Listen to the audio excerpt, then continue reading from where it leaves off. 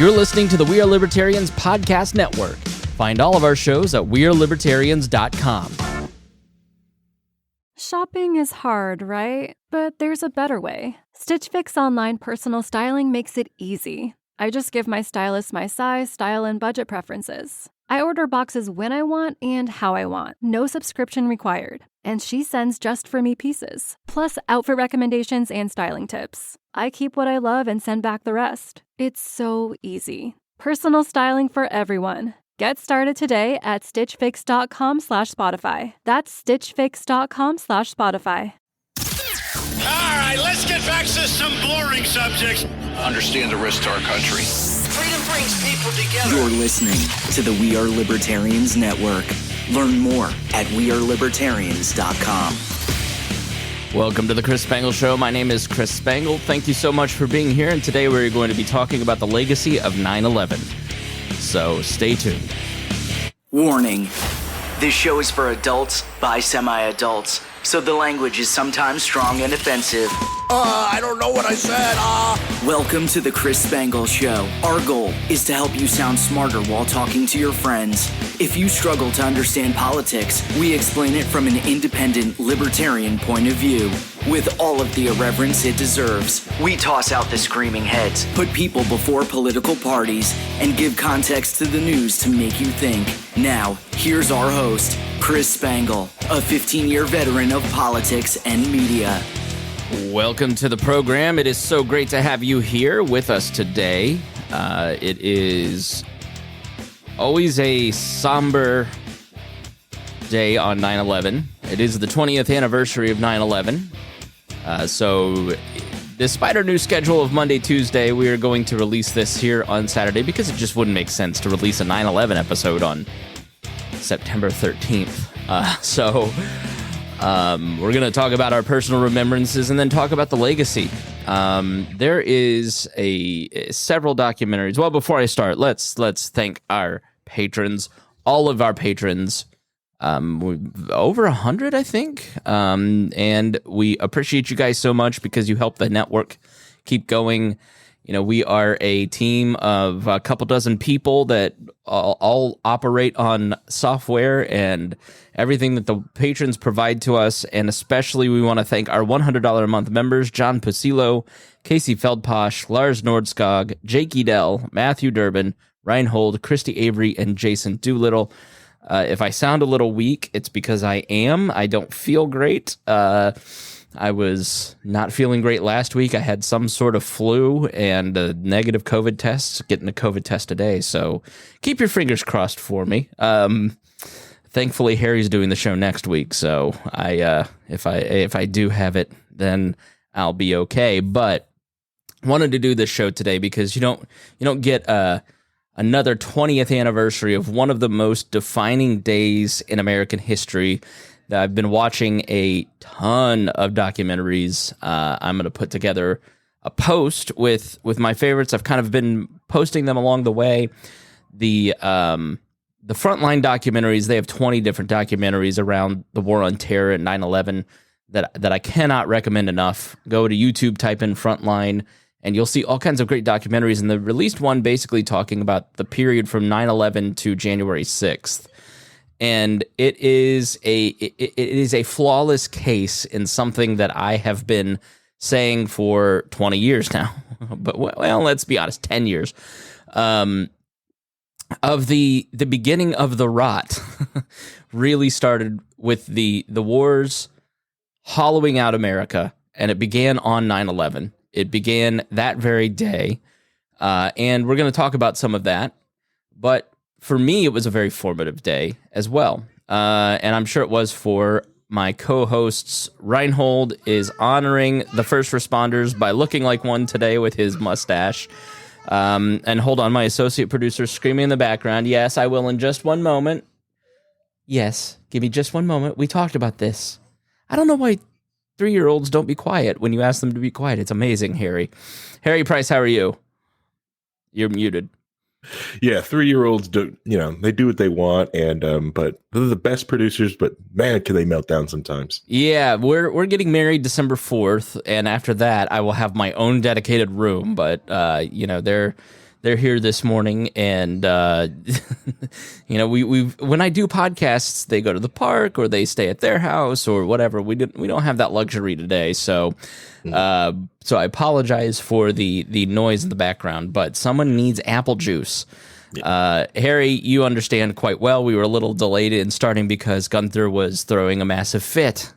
Yeah, she does not want to go to swim class today. She was not about it today. And she's like, I don't like it. This is boring. I'm like, I'm guessing because they just won't let her just play. It's like, Right. Hey, we're going to teach you how to swim.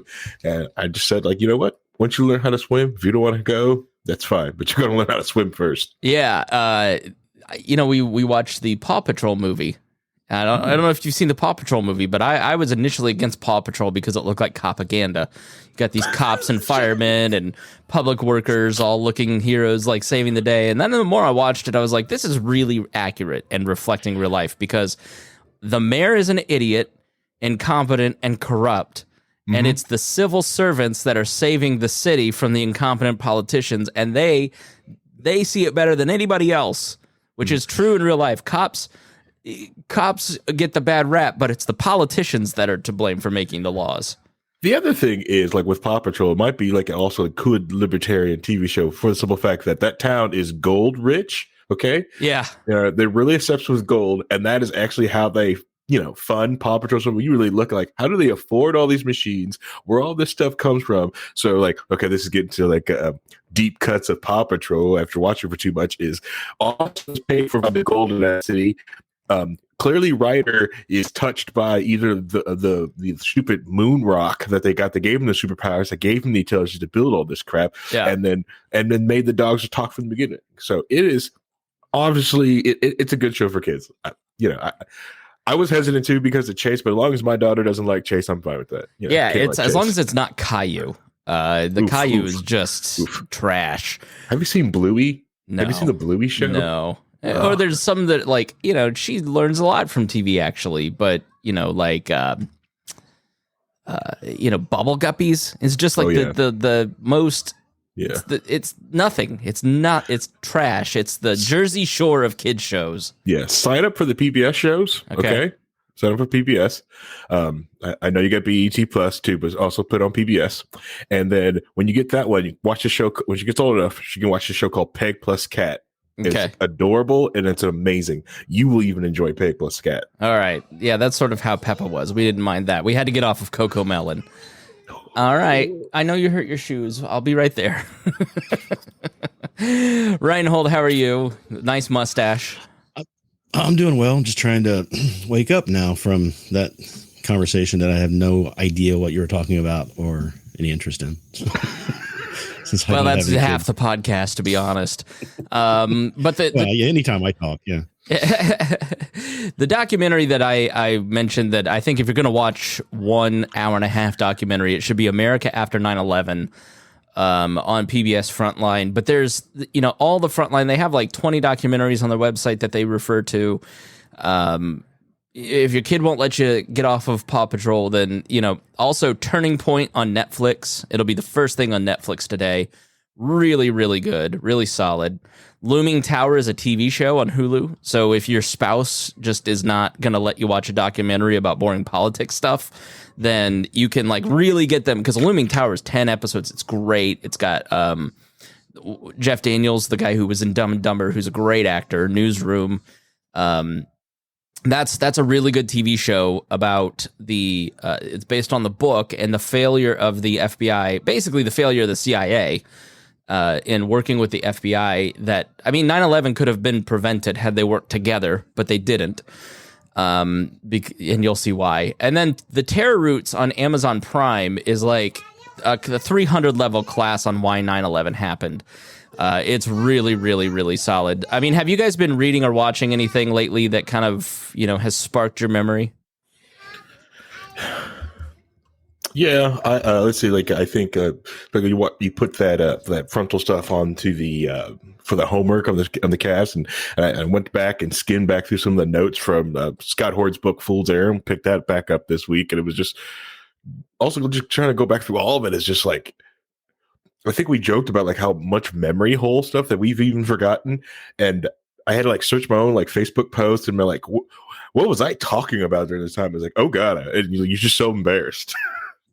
Well, I did that. I went back and looked at my old writing because I still have it all up on my blog, and which kind of starts off with me defending the decision to go into Iraq. So that's kind of where I was at the time. I kind of fell into the whole propaganda thing too, and Yep. It didn't take me long to realize that was a horrible mistake and start calling for us to get out and stop. But it's still something that I remember at the time. It's not clear cut stuff, right? I mean, there was a lot of unknowns. There was a lot of people trying to act upon partial information or information that wasn't necessarily good. We were torturing people, so we were getting bad information from that. It was just a whole calamity of things that, to be honest, started back with the First World War, Gulf War, right? So, because the attacks on the World Trade Center, which there were multiples, there was another one a few years earlier, 1993. Right? That was in response to us being in Saudi Arabia, which was the reason for the 9/11 attacks, right? They wanted to get them, that symbol taken down. Well, it was a big symbol, if you really want to start like the long chain of events that led us here, it starts with Reagan and funding the Mujahideen. There's this idea that the Americans funded Al Qaeda, and that was never the case. But the Afghani war was really the beginning. The Afghan Civil War in the 70s. I think it was the late 70s when Soviet Russia moved in and invaded Afghanistan in order to gain a foothold in the Middle East and to basically, going back to the domino theory of expanding. And nobody wanted this to happen. Iran didn't want this. Saudi Arabia didn't want this. The Americans didn't want this. But 1979 was actually an incredibly, and you'll see it in one of the Saudi Arabia documentaries on Frontline. 1979 was an incredible turning point in the Middle East and across the world, because it's when the Soviets invaded Afghanistan. There was an attack on Mecca, I believe, a siege at Mecca. That was the year that Iran and the hostage situation took place. So you have all of these things beginning in 1979 as Islamic fundamentalism starts to spread across the region. And really what happened in the Middle East was a conflict between the more radical Islamists and the more secular governments, and that continues today. We see it in the Arab Spring. And so when the Reagan administration, one of their goals was essentially to get the Soviet government to spend so much that their empire collapsed, which is in part where Osama bin Laden learned the idea of plotting 9/11 to make us do the same, and 20 years later. But so the Reagan administration starts funding the equivalent of the Northern Alliance at that point versus, the Saudi Arabia, the Afghan government, and providing them with weapons. I mean, they were spending billions a year, just giving them $250,000 in cash to go buy rocket launchers. They were losing the war until America started funding the opposition, and then it fell pretty quickly. So in 1989, they move out. Now, Osama bin Laden was not in charge of fighting the Soviets. He led a band of fighters, and the people who were in charge in Afghanistan didn't particularly care for Osama bin Laden. And this is a common theme. There's a great book by Peter Bergen that I just finished called The Rise and Fall of Osama bin Laden that gives you kind of the whole arc of his life that's pretty short, that's a really interesting read. And one common theme is that, Osama bin Laden is too radical for Saudi Arabia, so he gets kicked out. He goes to the Sudan at one point. They kick him out. He goes to Afghanistan.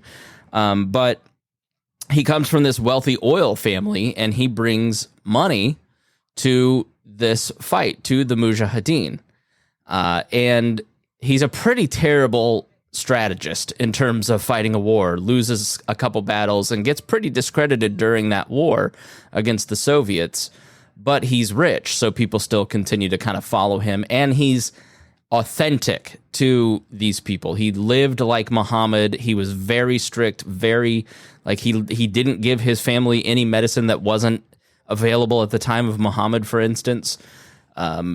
So when they're at the Abbottabad compound in the 2010s, one of the strategies to figure out if he's in there before Obama took him out was sending a vaccine. Hey, we're from the Red Cross. We're here to vaccinate your kids. He's like, get out, because the vaccines weren't available in the 600s. So Bin Laden, after they win the war. And the Soviets just pull out, and America just pulls out, and it leaves a total vacuum in Afghanistan. And one of the unintentional drivers of the Taliban eventually taking control by the mid-90s was the hundreds of thousands of refugees in Afghanistan that thought that the Americans would welcome, but did not. And so you had hundreds of people, thousands of people killed after the Soviets left because they thought that they had worked with the Americans and they thought that they were going to get asylum here in America, and they didn't. And you had this massive civil war. And so it generated all this ill will towards the Americans. And it fed into the radical Islamist idea of you can't trust the Americans. They're just here to take our oil. They're just here they don't care what misery they perpetrate among the people. They want your resources, and they don't care if you die. And they want to set up strategic points. And so by the time we get to 1991, where we have a beef with Saddam Hussein, and he invades Kuwait, Osama bin Laden goes to the Saudis and says, I can get 100,000 Mujahideen fighters to take on Saddam Hussein. Bin Laden hated Saddam Hussein. He called him a socialist. He said he was, he thought he was a scourge of the earth. They had absolutely no connection, despite the lies by the Bush administration. And the Saudis say no, because the force the Americans were going to bring was several times that. And bin Laden said, well, they're never going to leave our holy land if you let them stay here. We still, to this day, have those three bases. And so you have this continual toppling of, if you look at the history of Iran, where we support the Shah.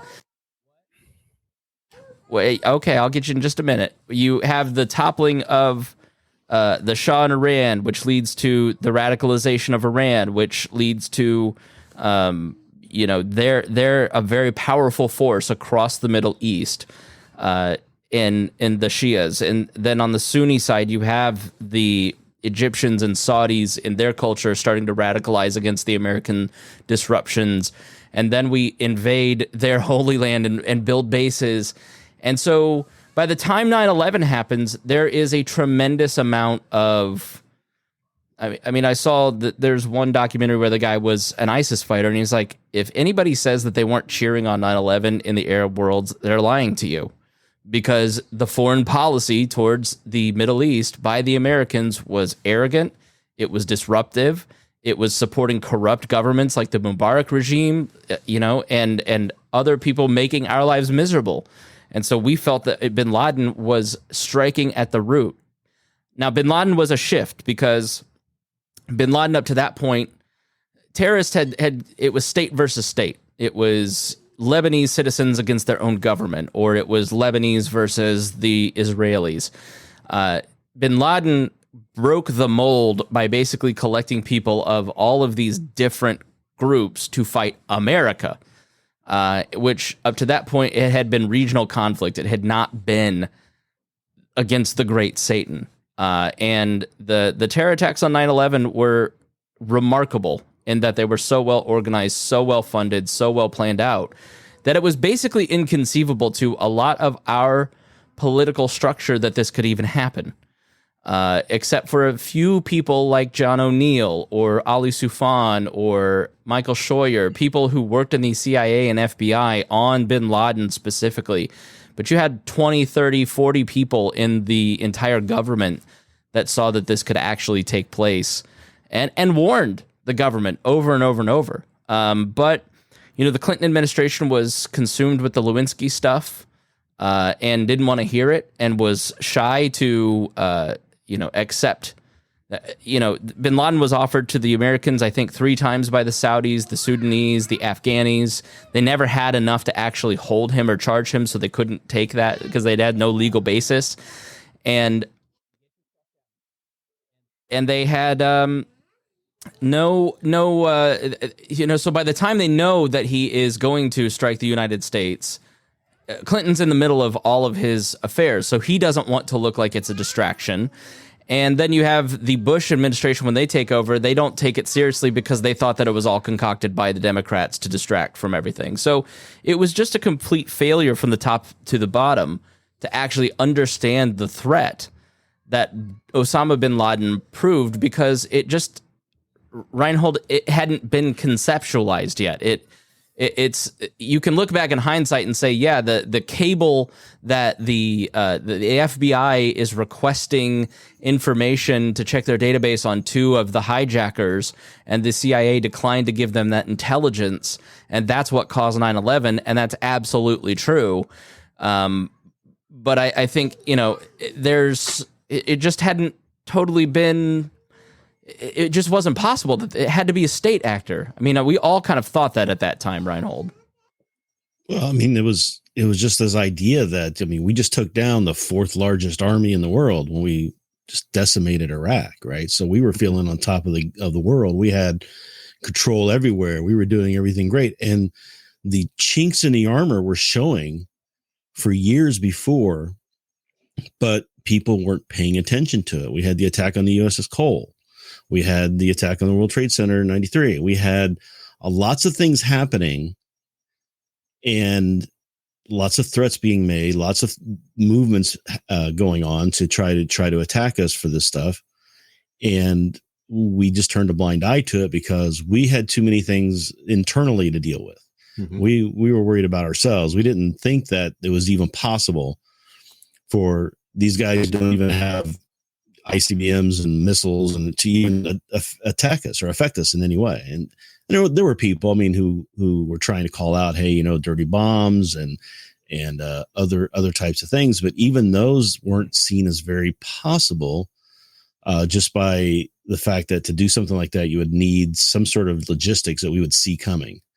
Right. But what they did in planning out the attack on 9/11 is it was done in such a way that it wasn't obvious to see the maneuverings going on to get the logistics to happen to have this work. Right. So, and another part of the problem too, was leading up to this, we'd had hijackings taking place in the 70s. I don't know. A lot of people don't remember how many times this happened, but we had a lot of people doing hijackings in the 70s, basically because they wanted the plane to go somewhere else. So everybody was told, if you get hijacked, just go along, you'll land, we meet their demands, get them out of there, and then you'll be safe when we get you out of there. Right. Yeah. Nobody, that was the prevailing wisdom. The idea, any type of hijacking attempt. Yeah. The idea at that point, when that happened. Sorry, but the idea at that point was that nobody would fly planes into the building, and suicide bombers were still a new thing. Like, nobody thought that somebody would use a plane as a weapon like that. Right. So this is the thing that they always say, Rhinehold, is that we just didn't. We lacked imagination, is what the 9/11 report said. I mean, we say no one thought of it, but there were a few people who thought of it. It's just that they weren't taking this seriously, right? They were saying, "Oh yeah, okay, we can see where whatever," but it wasn't considered a possibility. So we didn't look for the maneuverings that were happening on the ground to make that a possibility. Correct. Yeah. Because people have the imagination just in the general populace of stuff like this happening. But Rhinehold is right. Before in the 90s, the TV show movie thing was the hijackers having taken control of the plane. Think of the Steven Seagal movies, and they take it somewhere and they have to go get that. That was that bad executive decision movie that Steven Seagal went off the top. But even the Lone Gunman's pilot episode of the same year in 2001 was about the exact same thing.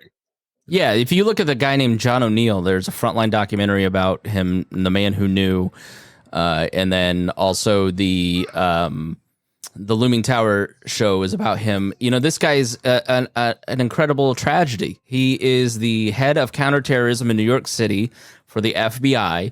He spends years tracking down terrorists, lead investigator on the Cole bombing. and is constantly beating up Richard Clarke, head of counterterrorism for Clinton, and then Bush. He's beating up the CIA, who is stifling him. He's beating up everybody, saying, we have a real problem, we have a real problem, we have a real problem. And finally, he just is so annoying that he ends up getting himself fired and takes a job as head of security for the Twin Towers. And he was in his first or second week of employment there on 9/11 and died.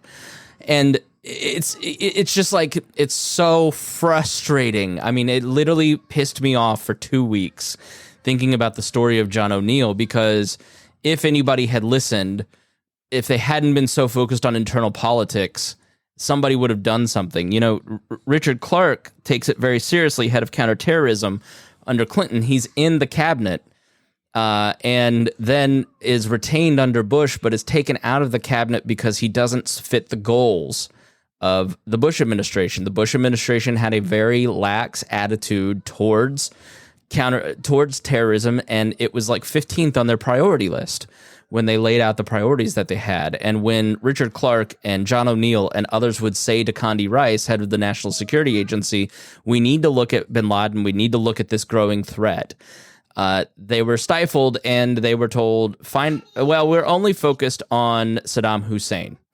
And they had a narrow focus on Saddam Hussein for many reasons, which will play out, you know, in our conversation a little bit about the legacy of 9/11. But they just missed it. They missed it all around, and it led to these attacks. And it's the bureaucratic inaction, I think, that is just maddening when you kind of like read books about this stuff or watch the documentaries that I'm recommending, and you just see the missed opportunities.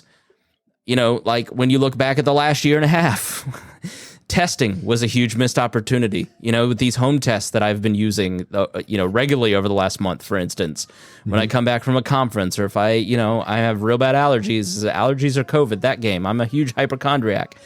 How many lives would have been saved by those home tests? But we missed it because of the politics of the moment getting in the way. We missed it because people listened to the wrong experts. We missed it because, and it leads to American citizens dying because we are centralizing power, authority, and information in the hands of people that view everything through a political lens as opposed to the lens of effectiveness. You cannot... I saw people today, everybody posts the very generic, never forget, Twin Towers with the Klieg lights shining up. And, and it's a very emotional day. I mean, I will not lie to you. I watched one of the documentaries last night, and the voicemails that are playing from people on the planes, it gives me goosebumps. It makes me emotional. I still feel everything I felt that day. But you cannot separate the fact that what came out of 9/11 was a time of immense fear, and decisions were made that were incredibly wrong. Politico has an article from Bush administration officials today documenting what they got wrong. And to a person, they're all saying the Iraq war, we got it wrong. Well, that cost tens of thousands of lives, and it led to the polarization that we're in now in a very serious way. And yes, you can always look at the moment and the polarization. Where did we go wrong? When did America turn from a shining city on a hill towards a shithole country?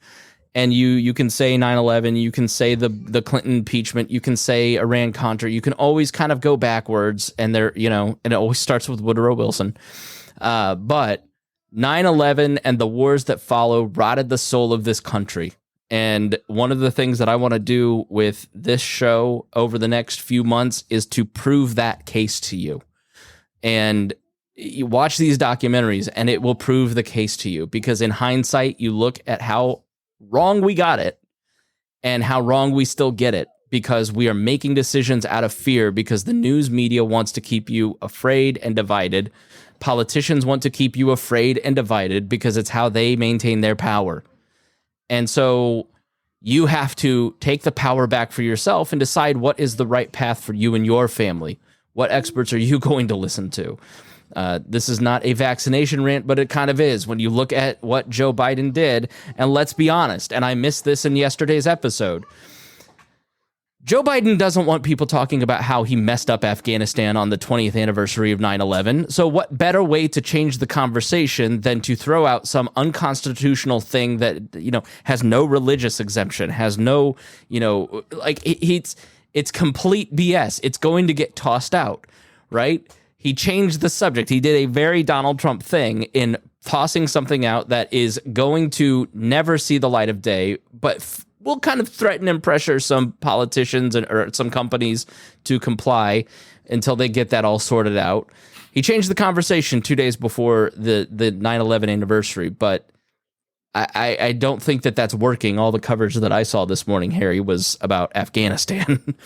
Yeah, everything is like about faced on Afghanistan. Yeah, it's because of the thing that when people do talk about it, it's like a blurb of it, and they say why they're angry, and then like, okay, now let's slip right back, because it's almost like they learned from President Donald Trump that this is what you're trying to do, which Trump was a product of everything that's happened in the last 20 years because of 9/11. He's a symptom, not the root. Right. But I don't know, I think these 8 years of Trump to Biden might be, unfortunately, the cure. Because one, you see how the presidency can be changed, and then you can see what else is happening. So I think people are just getting the narrative to it. Hopefully, anyways, they're seeing what's happening. I mean, one can hope. Rhinehold, before 9/11, the war on terror era, the Iraq war lead up, the arguments. I mean, that period is so reminiscent of where we're at now. But that whipsaw lack of attention span, I don't think was there before that period. But you're the only old person I know, so we'll ask you, when you reflect before 9/11 and after 9/11 in terms of the public discourse, it was remarkable but not inconceivable that on the night of 9/11, the members of Congress stood on the steps of the Capitol and saying, "God bless America." It was conceivable. It is inconceivable, I think, 20 years later. So as far as the public consciousness and politics goes, most people don't want to concern themselves about politics. They really don't. They want to just go about their lives, right? And we saw that a lot during the last, 60, 70 years. Now, there was a certain period of time where we had the Civil Rights March movements, that sort of thing. Then we had Vietnam happen, and there was a lot of political activity, but it was mostly younger people or older people. The people kind of in between were just kind of like going, "Oh, let's just deal with it. Let's get it over with. Why are we fighting about this?" So you don't see the impact of politics in most people's daily thinking. Mm-hmm. Then, CNN happens, right? And now we're getting news on a daily, 24 hours, 7 days a week. There's a channel you can go to. You can see what's going on the news. The first real example of that is the first Iraq War, where we're watching bombs landing on people, the luckiest man in the world video, where the guy gets across the bridge just before it blows up. We're seeing those daily briefings. We're seeing all that information about the war on there, and it becomes a real popular thing to do, to watch the news all the time. You didn't just watch it. We used to just watch the news a half hour every night and get kind of the tidbits and the information, and we'd go about our day. But now we've got news just being pumped, and then we got competing news, and we can go back and forth on. Then 9/11 happens, and I don't know about you, but I know that everybody I knew and everybody, and even South Park made a joke about this, is that people just became glued to watching the news channels, right? Whether it was CNN, whether it was Fox, whether it was MSNBC, whatever. I think partly that night. I mean, they were talking about 20,000 dead for weeks. I mean, the headlines in the Middle East were Bin Laden kills 20,000 people. And it was just, you wanted to watch to see if we. It was always new information coming out. Can we see who got saved? It was, you wanted the feeling. It was so crazy and fearful that day that you wanted to watch and have some of that fear alleviated. And the thing now is, people are just bathing in that fear. They're living in that fear all the time now, and it's really unhealthy for people. I remember that day, the morning that it happened, right? So all right, let's pause there. Let's take a break. And then when we come back, we're going to talk about the day of 9/11. We've talked about the lead up. We're going to talk about our personal experiences and what happened that day. And then we'll talk ever so briefly about what happened in the aftermath of that, as we will in upcoming shows, but we'll touch on it briefly. So with that being said, thank you for listening to the Chris Spangle Show here on our Legacy of 9/11 show. We thank you so much. We'll talk about our personal stories when we come back.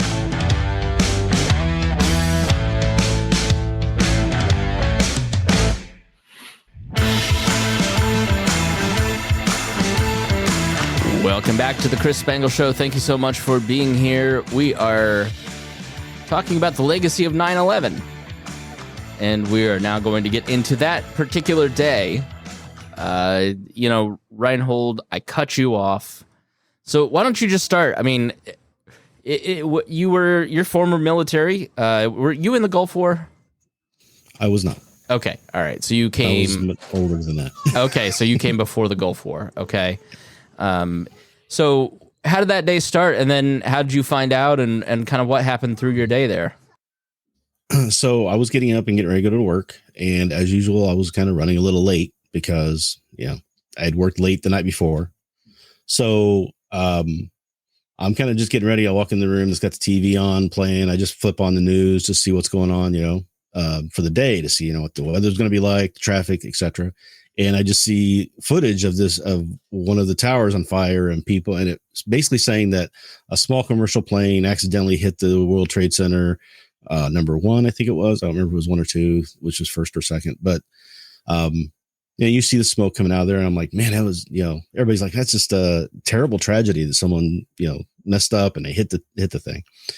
And we're watching this, and I'm watching this as it's happening and kind of doing some stuff. And I look up and I see another plane coming in and hitting the other tower. And that's the moment everybody knew this wasn't an accident. This was deliberate. And then the questions are, okay, was it a small commercial plane? Was it a big commercial plane? Let's look at that. Because when you see that second one come in, because we didn't really see the first one live on TV like that, that second one looked like a bigger plane. Well, we're convincing ourselves that it's a cargo plane, so there's just somebody got on there and suicided, but they had just a cargo. It wasn't a commercial plane. And we find out it was a commercial flight. And then we find out that there's attack on the Pentagon. Then we find out, that the planes are all grounded. So at this point, I'm like, okay, I'm going to go to work. I'm still kind of weirded out about this. I'm like, we're kind of under attack. I'm driving to work and it is deathly quiet. And I was living in downtown Indianapolis and there was no planes. And you just realize there's no planes in here. And it seemed weird. And on the way there, I remember I was driving to work, and on the way there, the first tower fell. And I emotionally lost it at that point because I knew what that meant. I knew that there was now a lot of dead people that weren't, we were thinking they were going to get out, right? It was, we may have had a couple hundred people die, but then the towers fell, and that's more. We know that that's devastating. I get to work. Everybody's in shock. We're all sitting around in the server room watching a TV. And it was just like, everybody go home. Nobody's going to be able to work today. Let's just go home. Right. So drove back home and just basically laid down on a couch in front of the TV with CNN on and Fox News and flipping back and forth and trying to figure out what the heck was going on. And that was kind of how that happened to me. So just the fact that we didn't know anything. We didn't know if there's going to be another attack. And then, the Flight 93 crashes. Right. So we don't know what's coming next. We don't know if they're going to now hit, now that the planes are down, are they going after the train stations? Are they going after the ships? What are they going next? Right. Remember when the days after the plane lost an engine in Brooklyn? You remember that? And we were just like a plane, the engine fell off a plane and hit a house in Brooklyn.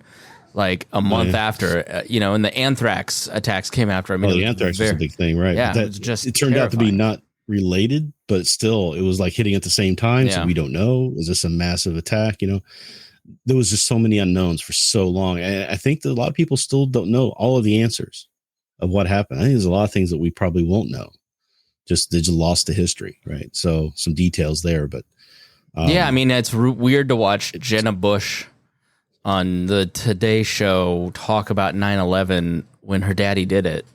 I mean, I think that's really odd, Harry.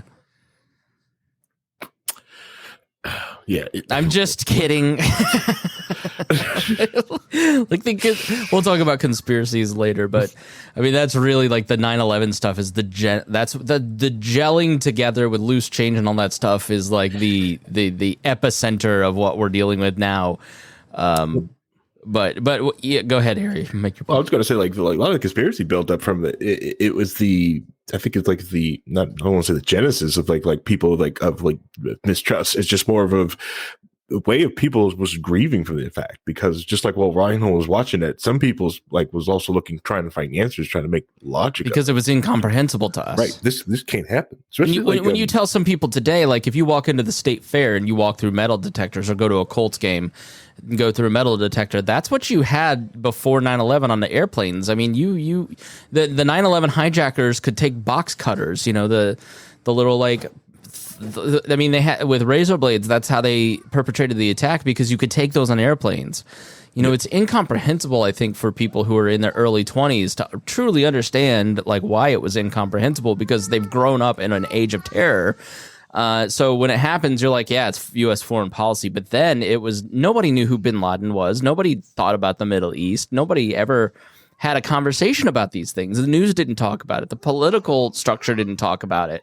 And so it was just like, it just came out of nowhere. So I think when something so alarming and tragic and heavy happens like that, you look for reasons. And when you inherently don't trust your politicians and they're as untrustworthy and as lying as Dick Cheney and Condoleezza Rice and George Bush, of course you don't trust them that they did it. Now, the reality is that when you watch the lead up, let's take something like how could a plane hit the Pentagon at that angle?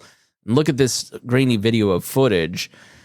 Well, when you look at the passenger manifest and the controller's conversation around that plane and the back and forth, like it's very clear that a plane hit the Pentagon, or Flight 93. Did Dick Cheney shoot it down? But the timelines don't match up between the dozens of people that were in the CENTCOM room with Cheney, with the air traffic controllers and their conversation around Flight 93, the audio of Todd Beamer and Let's Roll, it talk about blowing up the trade centers. How many would it be 1,000 people that you'd have to pay off for silence to plant the thermite in the towers? How many people would you have to keep quiet? Building 7, I remember being glued to the television and NBC saying, they were going to blow up Trade Center 7 because it was about to come down. I mean, but it all gets fed by the distrust of that era. I mean, right away, Dick Cheney goes on Meet the Press 4 days later and starts, instead of like reassuring America and trying to keep the temperature down, he it's war, amping up the temperature, but vaguely like we have tools at our disposal as opposed to, we're going to do what it takes to make sure America's safe. We have secret tools at our disposal to make sure that they pay, and so the way that leaders message things really does make a big difference, Harry. Yeah. The other thing is you have to understand, like when you brought about the politics of it, like Dick Cheney was picked for Bush's VP to make Bush seem tough because everyone was worried about Bush, wouldn't be like, if something bad happened, he wouldn't have the stones to do something like, so like not saying like Bush is like absolved and innocent, but like he was, at the time from my small memory of the 2000, because in 2000, I just started high school, was like Bush was like the peace candidate. It was going to be more truthful and like all said he wouldn't be nation building and correct, wouldn't be doing that. But people still like believe like, well, if something bad happened, you need someone. So like, you're like, okay, grind him out. Like I've got Dick Cheney. Something does happen, Dick Cheney's right there. Everyone knows this guy he's capable of. He's right there. So like that type of political move to get himself elected, like if he would have picked someone else as VP, who knows? But that's where we're playing the game. The reason, so watch the movie Vice. Listen, I want you guys to read Angler by Bart Gellman. I'm not going to get you to read a book. Maybe I can get you to watch a movie or a documentary. That's why I always recommend those first. But I watch this stuff, but I also read a bunch of books about this stuff. So it kind of fills in all the gaps. But watch Vice. I mean, Dick Cheney was the chief of staff for Gerald Ford. He is an absolutist on the power of the presidency in wartime, to the point of the Congress shouldn't be informed of anything, and if they disagree, the president should have the power to do whatever he wants. Donald Rumsfeld was his mentor, and also the head of the Defense Department at that time.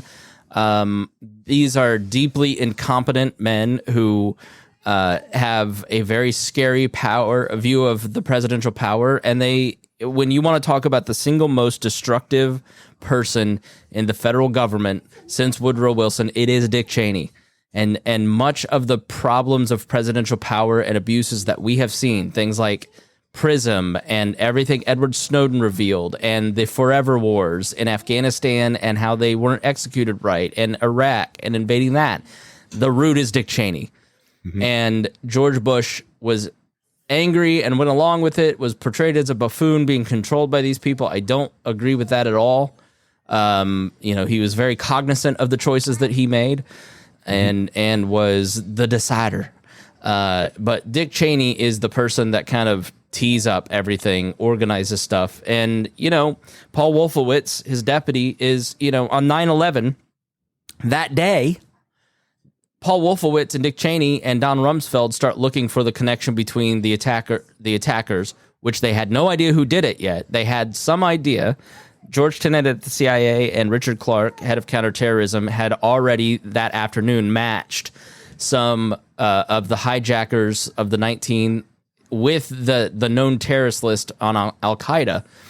And the response from Rumsfeld is find a way to connect them to Iraq. 4 days later at the War Cabinet meeting at Camp David, Paul Wolfowitz, Dick Cheney, Donald Rumsfeld are talking about attacking Iraq. George Bush is asking, what's the connection to Iraq? When you hear former officials, counterterrorism officials from the Clinton era who were still in the Bush administration, like Ali Soufan, like Richard Clark, like several of these folks, they repeatedly say that they were obsessed before and after 9/11 with Iraq, and it was there was no known connection. The closest the connection. Hold on, let me wrap this up and then throw it to you. But the connection that was used by Colin Powell in pitching the war in Iraq a couple years later was information. The smoking gun terrorists that they had found lied to his interrogators because I wanted you to, he literally said, I wanted you to stop torturing me. So I told you what you wanted to hear. He gave them compliance, not information. And so they knew days before Colin Powell went to make the case for the war in Iraq that guy had lied, and they'd let Colin Powell lie to the United Nations. The Mohammed Atta had met an Iraqi official, I think in Turkey, at one point for a lunch. And that was the other smoking gun of the connection to Iraq. There was no connection between Iraq and Al-Qaeda whatsoever. Zarqawi had fled to Iraq and had found safe haven. That was one of the other connections. And Zarqawi's the one who is the father of ISIS, basically. Another person that they had a chance to kill multiple times, and they never did it, even after 9/11 when they had broad powers. So the people that responded to 9/11 at the heights of power were deeply flawed in their judgment making because they were so hell-bent on the politics of Clinton, and then after that, the politics of Iraq. Go ahead, Rhinehold. So, yeah, the whole thing, one of the things that's lost a lot in this whole conversation is that in the lead up to the election, Bush was going out and saying he didn't want to be a nation builder, but he also said he wanted to go and finish what was going on in Iraq because that had been dragging out for 12 years. Right. So his dad had done the deed. We took out Saddam's power, but we let them in charge with an agreement. and he was refusing to follow it. And he was refusing to follow it because he wanted everybody to think that he was still powerful, that he wasn't being cowed to by the Americans. But he had gotten rid of all his WMDs, but he hadn't done it in front of inspectors like he was supposed to, so that he could create that atmosphere of defiance, right? Mm-hmm. Well, I may still have them. Don't come attack me, because he's worried about Iran, coming in. So all this is going on. Clinton spends his whole 2 terms dealing with this. Finally, in 98, attacks Iraq and pulls out the inspectors. So now we have no inspections on the ground going on since 98. When we bombed some places, we bombed an aspirin plant that was actually tied to Al Qaeda in some way, but I think it was a third hop, but it was still kind of tied to it. But they didn't know either side was working on it. And that sort of thing was going on. So when Bush gets into office and he's talking about taking care of Iraq, there are polls that were done in early part of his first term before 9/11, where 68 to 72% of the people were supportive of militarily going into Iraq. So there was support for this going at that time. Now, when 9/11 happens, they're looking for this as, hey, this is the key moment where we now just go do it, right? They want a clear moment when it makes sense to go, instead of the negotiations that were going on for months before that. So that's when that starts ramping up. But it's not necessarily that they were just looking to swing wildly. They had their sights set on Iraq before 9/11 even came about. Yeah, one of the you cannot underlook the relationship between Paul Wolfowitz, who was a special advisor to the president on foreign affairs in the Middle East, and the relationship between him and Chalabi, who would become the first president of Iraq post Saddam. Chalabi was in America all the time, being funded by think tanks and the American government. I believe the American government.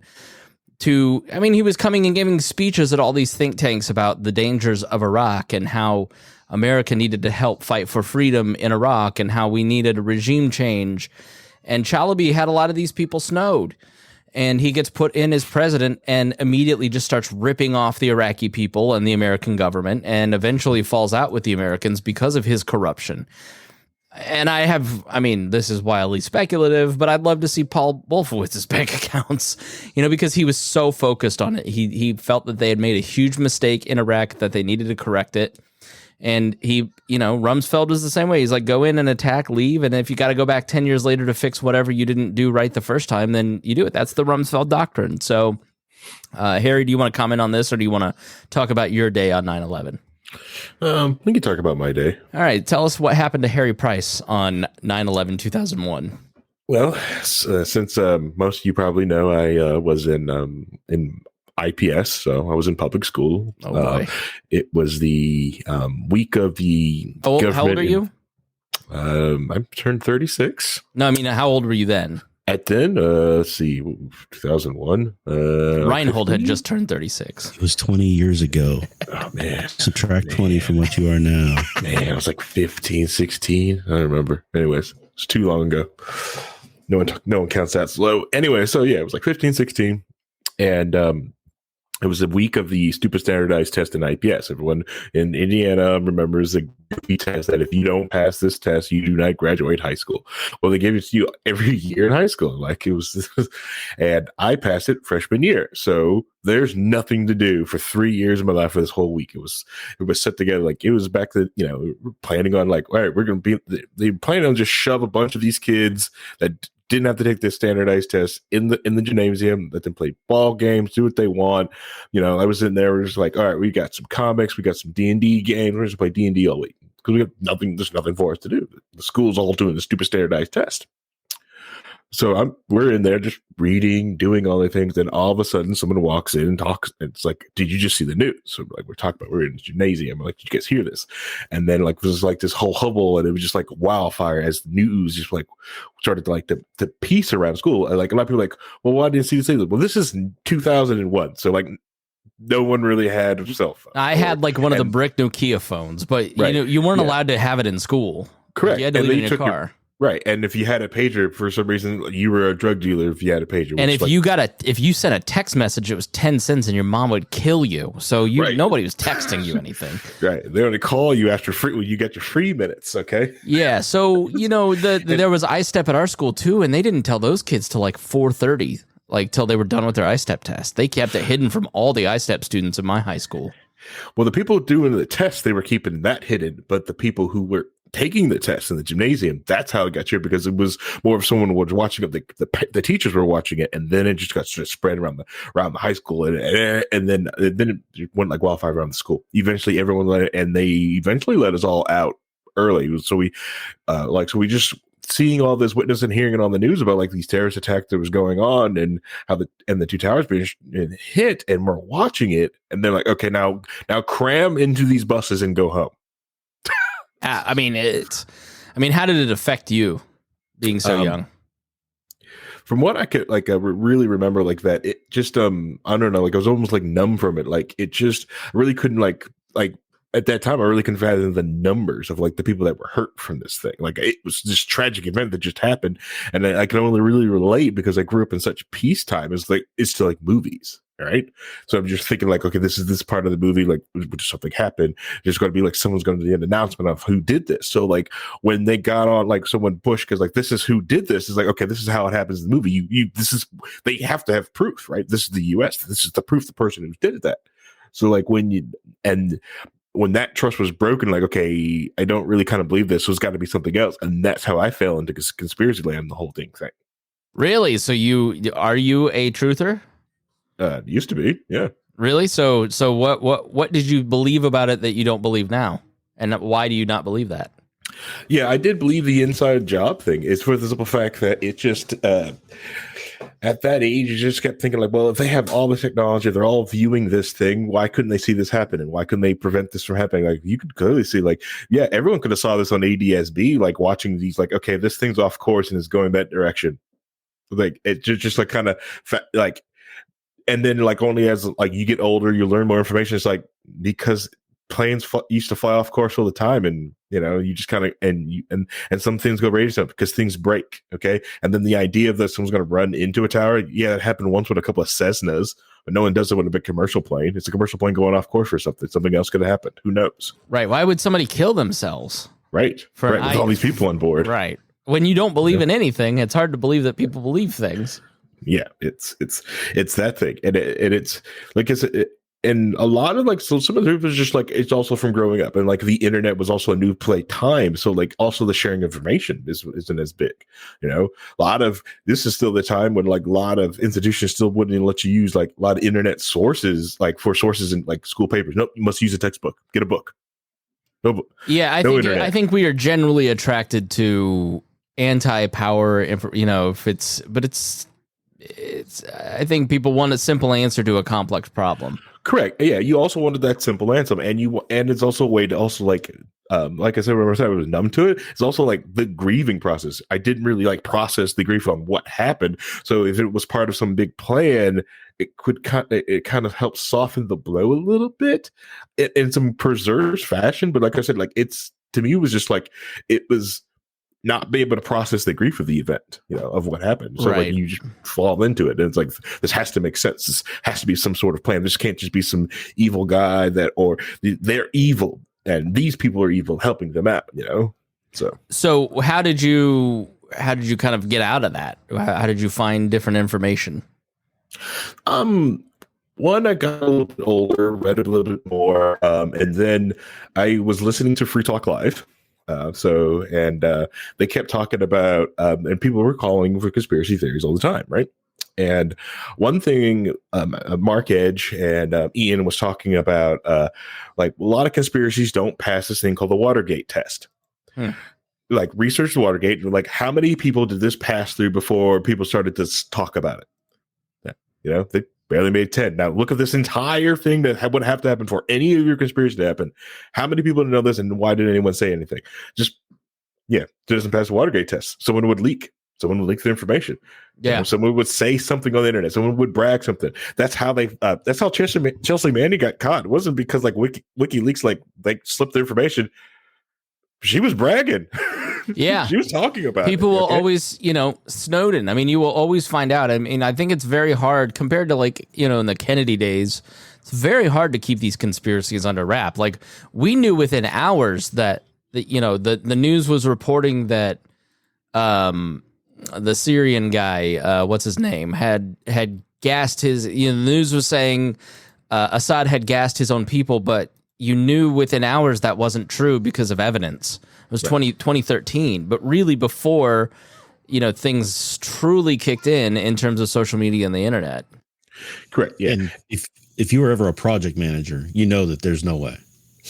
Right. Yeah. That's the other thing. Yeah. When you run a project, there's there's no way. Yeah. You can't even make at work, even do a private close, don't tell anyone we're going to have a cool party and no one's going to know about it. Can't even do it at work. Everyone knows about it. Yeah. And the idea that the Bush administration was that competent, like that super competent. Right. Or any administration is that competent. There is no administration that confident to be able to do anything like that. And but that's the thing is you just get older. You just try to you learn more things. And the other thing is there's things that you just can't fathom because at the time when you're watching it, you look things at A and B, like the whole jet fuels don't melt steel beams. You're right. It doesn't. It sure does weaken steel. Yeah. Sure does weaken steel. The other thing with it is the video I still can't find. I don't know, so it got taken out or something. Is that the whole jet fuel and the whole the furnace that it made, basically the blast furnace was basically a crude medieval furnace that it turned the towers into, but that's also how it heated up, Yeah.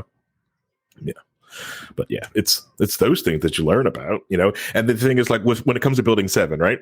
Building 7 fell, because most of the shots of Building 7, right? Because it's also an age of not a lot of camera footage, right?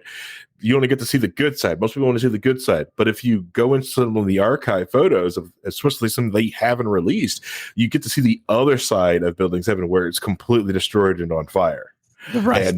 And I think was it 2 years ago where they found the information of some the photos of somebody, of a first responder at the towers that had hundreds of photos, that they was released of 9/11, of everything, someone on the ground there taking photos, which like I said, in a different age, if no one wants to know that I've been in this type of age, we'd have 4K footage, 360-degree footage of everything right now. But this is 2001. That's the only thing about when for Building 7. That's always the biggest argument that they always show you the one video of it collapsing from the back. Mm-hmm. Right. And they're like, this is obviously controlled demolition because it all just falls at the same time. There's no buckling or anything like that. But if you go look at the footage that's available to see from the other side, you see it buckling in, just like it's described as happening with the weakening and everything else. And it caves in on itself that way. It just doesn't appear that way from the other side. So the conspiracy theorists show you what they want you to see, but they don't show you everything. They don't show you they say there's nothing left of a plane at Pentagon, but there's photos of the engine and the wheels and other things that are just drawn inside the wreckage and outside of it. That's all there. And there's no way that stuff, somebody would have to drive all that stuff in and plant it. It doesn't make any sense why you would go through all that trouble to do that. Yeah. So especially knowing that there was already support to go into Iraq before 9/11. They didn't need to do that just to go into Iraq. So Jackie says, I saw World Trade Center 7 fall with a demo countdown live broadcast. Me too. Right. You saw I don't remember. So the George Pataki was saying that they just couldn't take care of the asset anymore. So they sold off the World Trade Center complex to this guy and he couldn't get insurance for it and had just gotten some outrageous amount of insurance. And so that was the reason that, everybody was in on blowing the towers up.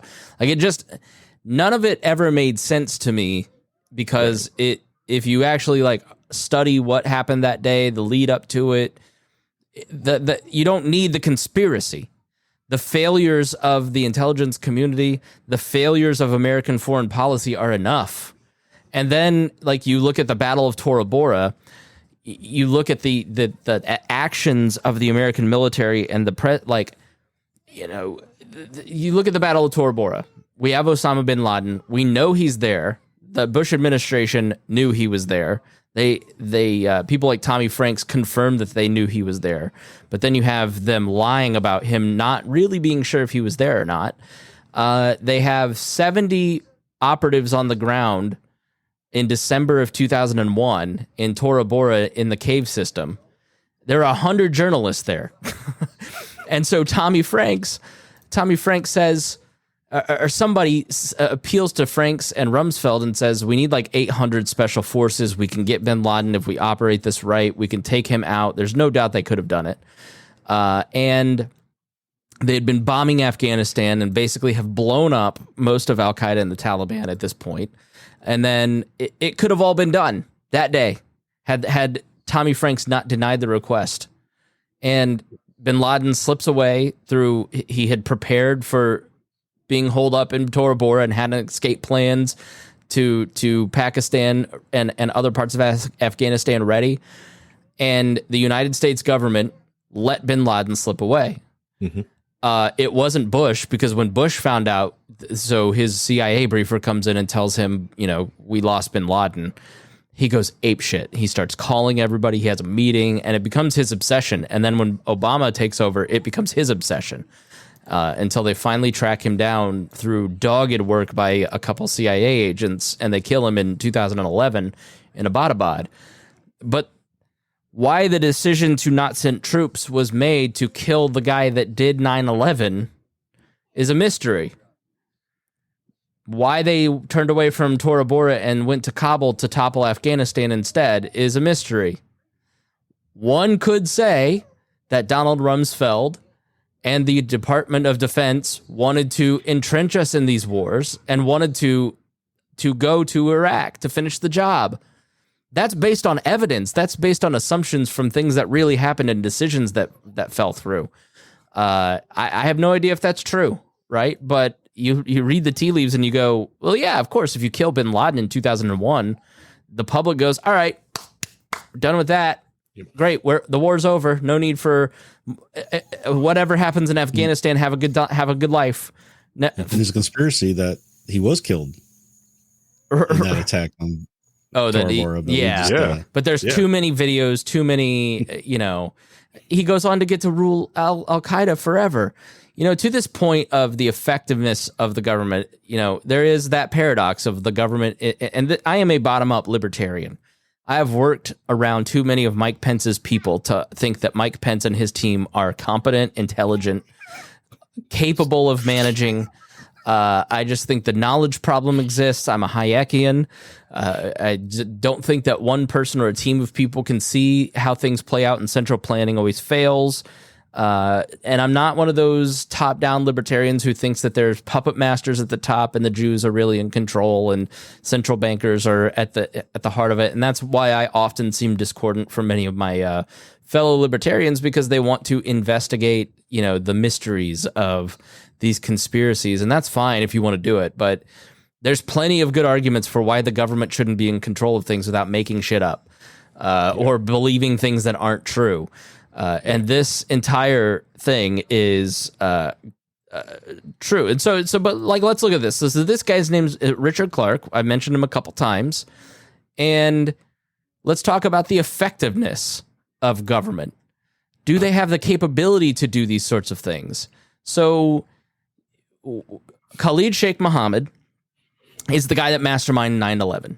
So another screw up by the United States government. They have a guy here in America who is a bomb maker with the Blind Sheikh in Iraq, or in America, I mean. So this guy, the Blind Sheikh, was in Egyptian prisons with Zarqawi, who's the doctor from Egypt. It's not. Is it Zarqawi? He's supposedly died and isn't in charge of Al Qaeda anymore. He was the number 2. No, Zarqawi's the Egyptian. So let me make sure I get this right. Ayman al-Zawahiri. That's fine. I'll change you in a minute. Can you go play? That sounds right. All right. I know you're wet. It's okay. Okay. All right. She spilled her juice. Okay. We'll clean it up in a minute. It's okay. Can you let Muffins outside, please? Thank you. So Ayman al-Zawahiri was this guy who was fighting in Egypt and was an Egyptian and was working with the Blind Sheikh. The Blind Sheikh fights in Afghanistan, ends up in America on a visa. We let him in, and he plots terror attacks. He helped mastermind the 1993 tower bombings. And then we have a mole embedded in that. We have a mole embedded in his operation. He's making bombs to blow up the World Trade Center. The FBI agent in charge gets in a fight with the guy, and the guy gets proud and quits. So they import Ramzi Youssef to finish the bomb, and that's what ends up blowing up the World Trade Center. Ramzi Youssef's cousin is Khalid Sheikh Mohammed, who masterminds the 9/11 attacks. He's a complete and total psycho. They are stationed in the Philippines. And believe it or not, Terry Nichols of the Oklahoma City bombing can't figure out how to make a bomb. He goes to the Philippines one month, spends a month there in the same city as Ramzi Youssef and Khalid Sheikh Mohammed, and comes back and has figured out how to make a bomb properly. So nobody knows if there's a connection there, but 0 people actually investigated that connection. And so Ramzi Youssef comes here and is effective, but his cousin comes up with this idea of flying planes into buildings, and it's called the Plane Project, and it becomes the mission of Al Qaeda in the 90s. And Osama bin Laden, when he hears it, because Khalid Sheikh Mohammed's the one who actually changed the game from let's blow up an airliner over Scotland to let's fly planes into the buildings and kill ourselves. And bin Laden was like, this guy's crazy. He thought Khalid Sheikh Mohammed was nuts. And so they have Khalid Sheikh Mohammed in a city in the 90s under the Clinton administration, and they want to go and extract him or kill him. But extraction is better because then you have the person, and they eventually do capture Khalid Sheikh Mohammed years down the road, and he just becomes a wealth of information in combating Al-Qaeda. But I want you to, in this, listen to Richard Clarke, the head of counterterrorism at the time, talk about their abilities, talk about their capabilities as the United States government. And I want you to tell me if this is an all-knowing, all-seeing, omnipotent, evil government, or if they're just kind of incompetent and can't do much because just watch this. And if we went into the Qatari government and said, please arrest this man and give him to us, the chances of them doing that were probably pretty low. And so I wanted the FBI, working with CIA, to go in and just steal it, do an extradition. Don't tell the Qatari government. FBI said it didn't have the capability to do a snatch overseas. So we said, okay, CIA, you do it. CIA said, well, we don't have a CIA station in Qatar, and we really don't have snatch teams. So we said, well, U.S. military, Special Forces, Delta Force, we know you have people trained to do snatches. And they said, yes, we do. But in order to do that, we need 2,000 troops, helicopters, aircraft carriers to back us up, which would have given away that there was something up. These departments and agencies don't naturally work together. They don't naturally cooperate.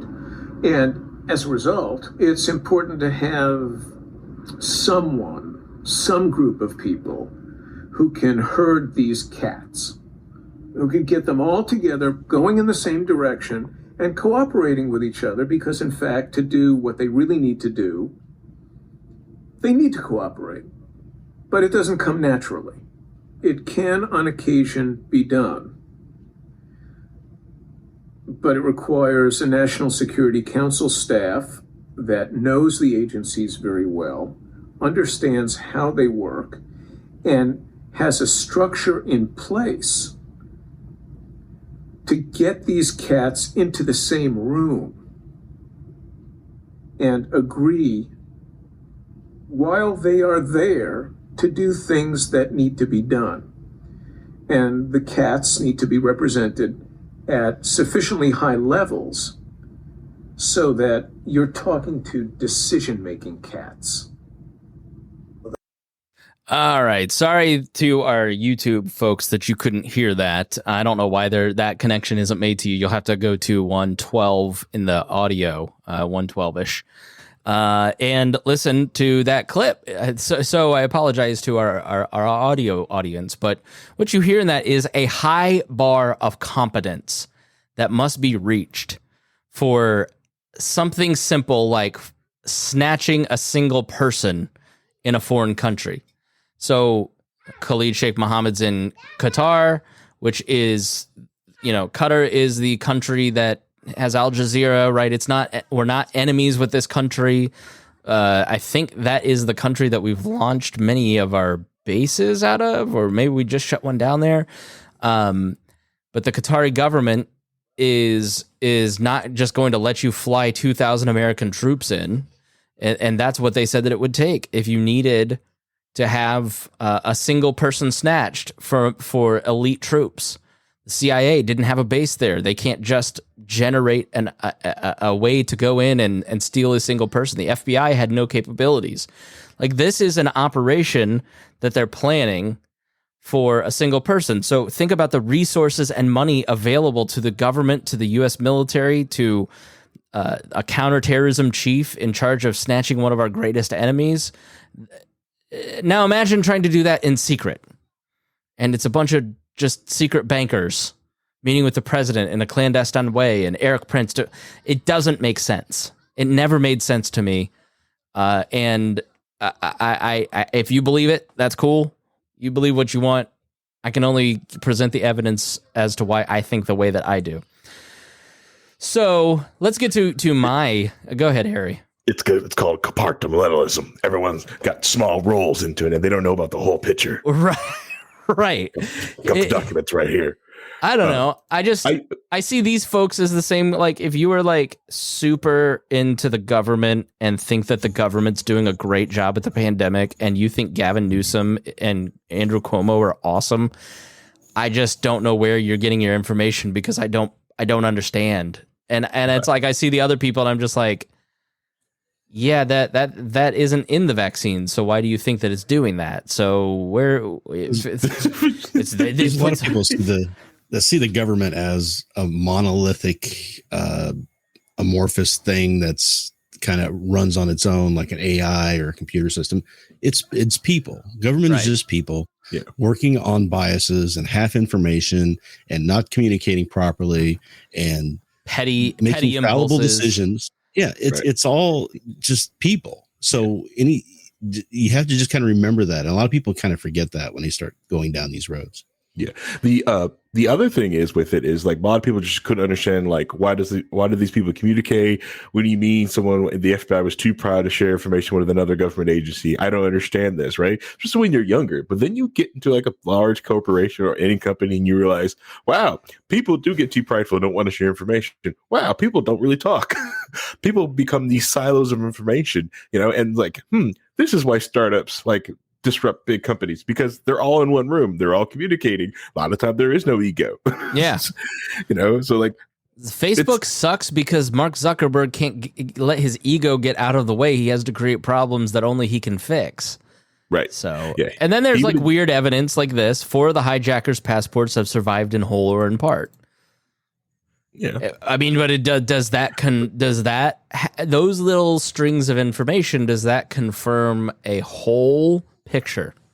Yeah, but like, why did they survive? Did they survive because things just don't burn the way things do, and things just because a lot of things did survive the crashes, or did some G-man just show up? Oh, time to drop these passports so people can find body tags. Come on, they could have just said like, oh yeah, no, come on. Well, the thing that gets me is that I watched it happen. You can't try to tell me that planes didn't hit those planes didn't hit the World Trade Center, and that's what some people have argued, that they took the planes, they loaded everybody off of the planes, they flew them empty into the World Trade Center, and then they detonated it. I'm like, okay, so where are all these people that were on the planes? Oh, they're being held in Guantanamo and being, why? Why would you do that? It makes no sense. They just keep getting weirder and weirder in their explanations, because when you find things out and you prove things wrong, they're like, oh, no, here's the other thing. They just keep going down these rabbit holes. And if you just sit back and look at it and remember, we saw this happen live on TV. This isn't, it doesn't make any sense to me at all. Oh, believe the narrative, Rhinehold. Oh, yeah. You know me. So I will talk about my experience. I will say that this is easily the, aside from probably my parents' divorce and my own divorce, the most impactful event of my life. I had been an atheist up until this point, and I went to church on 9/11. And eventually in November, I became a Christian. There wasn't so I start the day like I always did. I had a prep period. I was in journalism. I was in the high school newspaper program. I was a senior. I had turned 18 on 9/9/2001. I had filled out my paperwork for the selective service on 9/10/2001. And on 9/11, I was terrified I was going to war. I was like, how can I get the mail back? So I was 18 and I was a senior, and I grew up in a town, Plainfield, Indiana, that had the largest, I guess you'd say, denomination of Muslims in the city. There's a mosque there. I grew up in a town that was 98% white and 2% Muslim. Two of my friends, Isa and Musa Saeed, are incredibly accomplished, great people. Musa is a documentary filmmaker and has gone on he teaches at NYU, I believe, or I think he's at Harvard right now. But he's made PBS documentaries about the Muslim experience, feature films, been to Cannes, all that kind of stuff. Whatever small modicum of fame anyone in this audience thinks that I have, Musa is far out achieved me, and rightly so, far more intelligent. So check out Musa Saeed, MusaSyeed. So I had some Muslim friends, but I wouldn't say that I knew anything about their religion or their customs or culture. We were just bros that hung out at Brandon's house, had sleepovers and talked about girls and, life and teachers we hated and that kind of stuff. But their presence in my life was, I think, a big reason I'm very open borders, immigration, very quick to look at people who are willing to look down on the minority in whatever topic we're talking about. Because I saw people, including in our immediate friend circle, go from being friends with them to asking them if they had nuclear weapons in the bottom of their mosque. And that totally shifted. I mean, the attitude in school shifted towards my friends for no reason, on that day even. So I was in newspaper, and I had a prep period, my first period of the day. And my teacher, Mrs. Burris, who just won the Teacher of the Year of the State award, rightly so. Everything I do is because of PHS publications. I learned everything at high school newspaper. If you have kids in high school or you are a student, go take journalism, take high school newspaper or yearbook. It will just prepare you for a great life, as I've had. So Burris runs in and she says, some idiot hit the World Trade Center. And this is what they all said with Bush too, right? Like, they're like, oh, what drunk person flew a Cessna into the World Trade Center? Everybody kind of thought it was like a weird happening, but it's New York City. And so everybody was watching the news because it was such a weird random event that something of such magnitude, like even if it was just a Cessna, that it would hit the World Trade Center. That's really weird. And so we had just gotten TVs in every classroom and ran into one of the other teachers' rooms to watch the coverage. And at that moment, the second plane flew into the tower, and your heart sank. Every American that was watching that, their heart sank because they immediately knew at that moment that we were being attacked, the first attack since Pearl Harbor, the first on the mainland, the first. It was in that second, the illusion of safety in the confines of the United States border was gone. And you knew that whatever happened from here on out, something had forever changed. You didn't know what, but it was a moment that was incredibly frightening. It was incredibly sad because you knew a lot of people had just lost their lives. So we go to second period and everybody has the TV on in the entire school. Nothing's getting done that day except for the I-Step kids who don't know. And I go to physics and we're sitting there and we're just watching it. And when the first tower falls, you hear across the hallways screaming, terrified shrieks from our classroom, other classrooms, and dead silence. And someone just goes, "We're going to war, aren't we?" And I don't know who, somebody goes, "Fuck yeah, we are." And to be in a classroom of other 18, 17-year-old men and women who are going to be the ones fighting that war, it added an extra layer of anxiety. But also, like, I'll be the first to sign up. I was not that person, that's for sure. I was 4F. I was glad that I was 4F. I was definitely what would be called a chicken hawk at that time. But it was, my teacher, Mrs. Hood, just kind of goes, "Okay, well, let's just turn off the TV and try to get some work done." And we just couldn't. And then we ended up going to, we had a field trip scheduled that day to the Noblesville newspaper. And I ended up spending the second half of my school day, on the ride there, we're just talking about who would do this, why would this happen. It was all we were talking about. We get to the newspaper, and it's just, and it's a small town newspaper, but it's people running around screaming. You're just like getting a firsthand lesson in journalism's response to something so big. Yelling across the newsroom, picking up phones, calling people, getting reactions. It was so exciting, and for a kid who, I am one of those journalistic nerds that read Woodward and Bernstein and watched All the President's Men at 13 or 14 and wanted to do that. And, that day, I think, is really when I became a news junkie, watching that newsroom. So we drive home and we're all kind of talking about how the newspaper is going to cover this, how we're going to respond to it.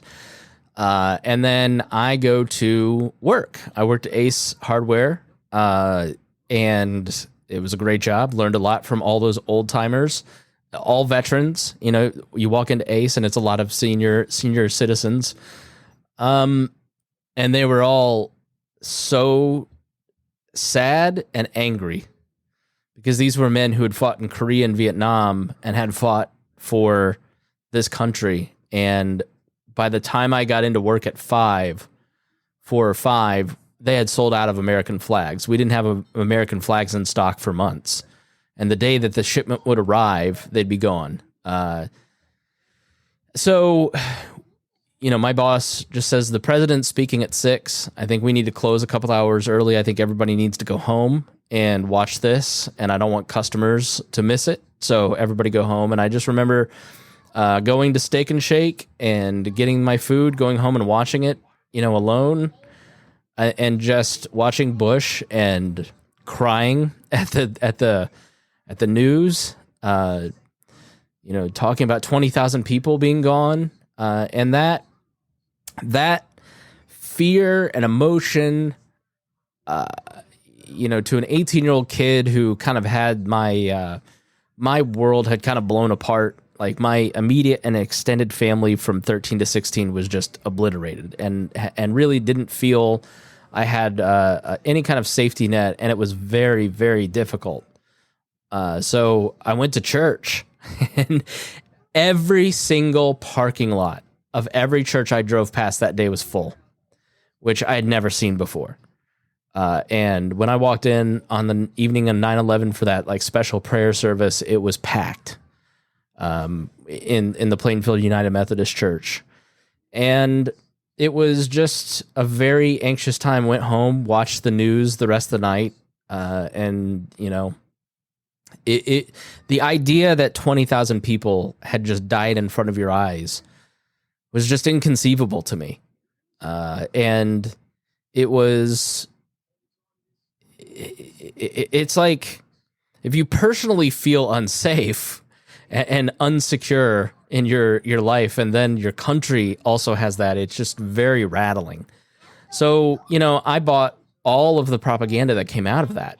I bought everything. You know, we need to go to war with Iraq. We need to go to war in Afghanistan. We need to get these bastards. That anger, like, there wasn't anybody in the country that didn't want them to pay for this. And you didn't care who them was. Whoever the Bush administration said was them, you were gonna buy them punishing them. I mean, it was 3 or 4 years of unimaginable anger and fear, and it was stoked by the president. It was stoked by the media. It was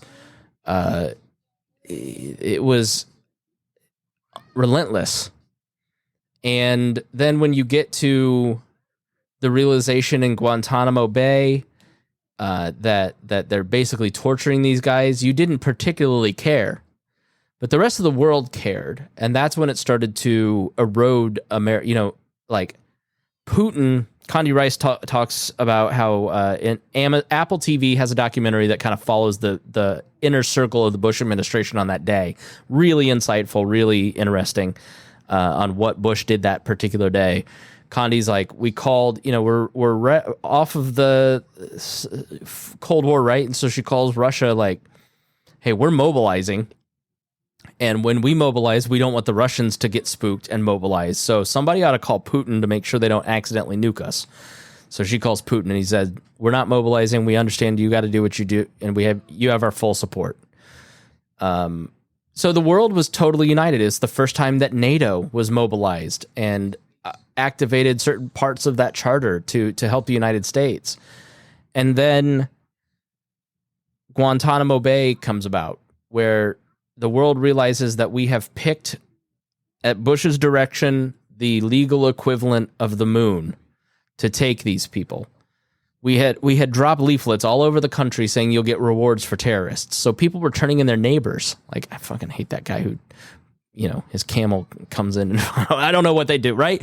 Like, people were just turning in neighbors, and we were taking them, paying them money, and shipping them off to Guantanamo Bay, and torturing them.